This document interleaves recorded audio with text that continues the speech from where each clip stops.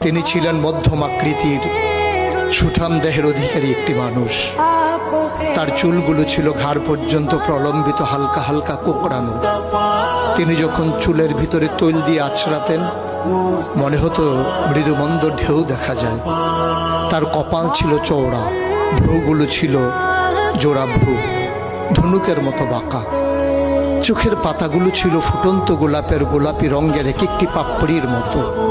তিনি কখনো বা যখন চোখের পলক ফেলতেন মনে হতো মৃদুমন্দ বাতাসে গোলাপ পাপড়ি যেন দোল খাচ্ছে। তার চোখের সাদা অংশ ছিল রক্তিমাভ সাদা, কালো অংশ ছিল কৃষ্ণ কালো। তার নাকটা ছিল খাড়া, নাকের ছিদ্রগুলো ছিল ছোট ছোট। নাকের নিচে ছিল সরু চিকন গোঁফ, গোঁফের নিচেই সেই গোলাপি রঙের ঠোঁট।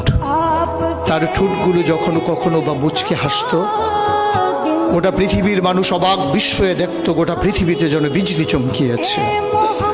তিনি কখনো বা যখন এই রাস্তা দিয়ে হেঁটে যেতেন, 1 মাস পরেও কখনো যখন সাহাবা হাঁটতেন, তার গায়ের জান্নাতি গন্ধ তারা পেতেন।